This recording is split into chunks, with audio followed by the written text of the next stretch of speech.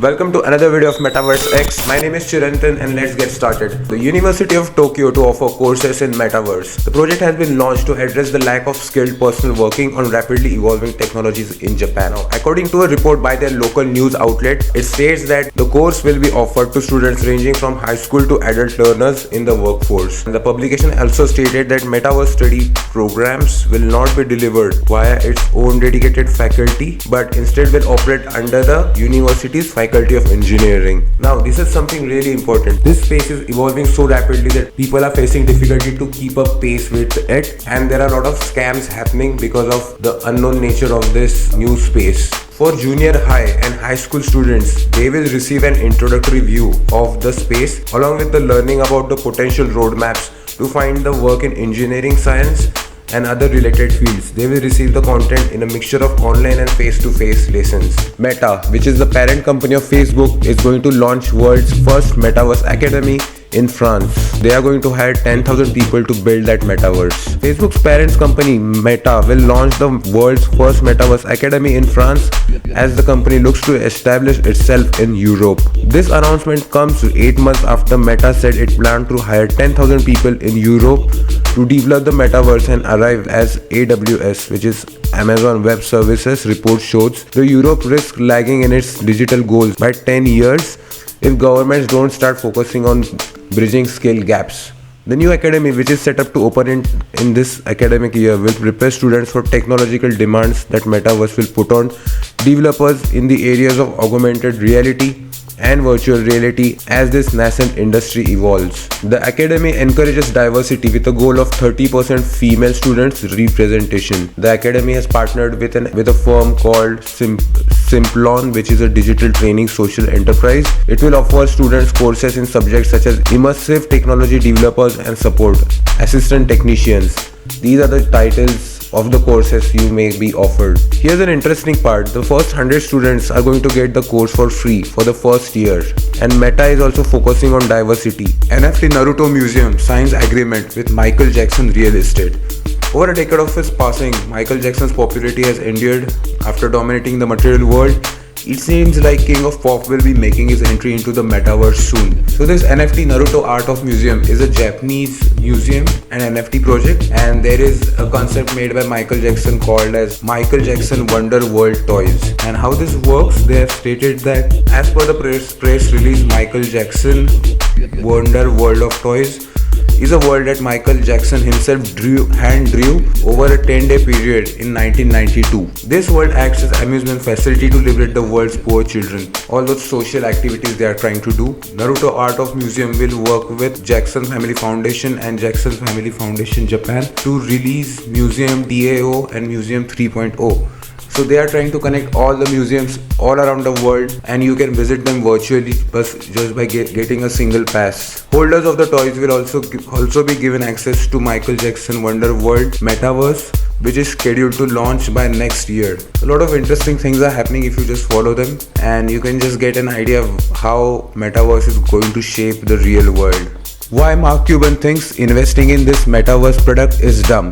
The metaverse product he's talking about is virtual real estate. Imagine you're a person who's interested in metaverse and web3, and you heard a news that some big notable brands like Samsung or Netflix or there is Soothbys, they are releasing a virtual land. Should you buy it? Now, this question is answered by Mark Cuban, and he says that that's the dumbest thing ever. His explanation is that the biggest and the best selling points of the metaverse is that unlike the real world, there is unlimited space to create, meaning that any scarcity of land is artificial. It's real. Like if you look around, in the real world there are real buildings, there is a space which you can buy and sell. But in the virtual world, any person can come up with a project and they can release their own land and you are going to buy it. So there is no scarcity. A person has just created a virtual land and there is unlimited space to do that. According to Cuban, specific places in Metaverse could have perceived value because of exclusive access to people or digital experiences. But digital real estate simply won't work in the same way that it works in the physical world. Having a great storefront location right off the highway. See, this is important one. Having a great storefront location right off the highway might be a winning strategy in the real world. But in an environment where you can teleport anywhere with the press of a button, will location still matter? He simply means that if there is a very famous food joint across the street, that is very valuable. It can't happen in Metaverse. Why? Because you can teleport from one location to another. For example, if you are in India, you can teleport to some another country if you are in Metaverse. So location is not really going to matter over there. He also says that the quality and exclusive access to specific communities and experiences will define the value of digital space and not the address of the space. Let me know in the comment section, do you really think buying a virtual real estate is something really important, or it is just a hoax? Paris Hilton partners with the Sandbox Metaverse on virtual parties, social spaces and more.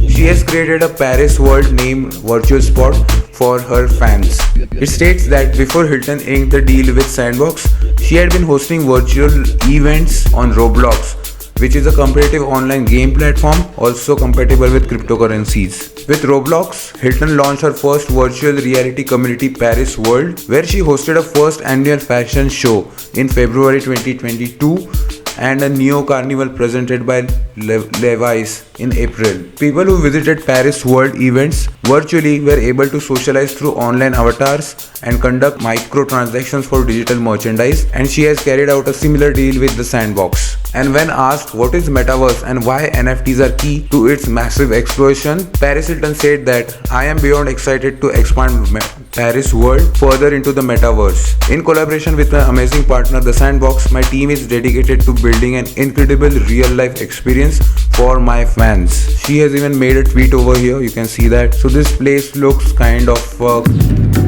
club.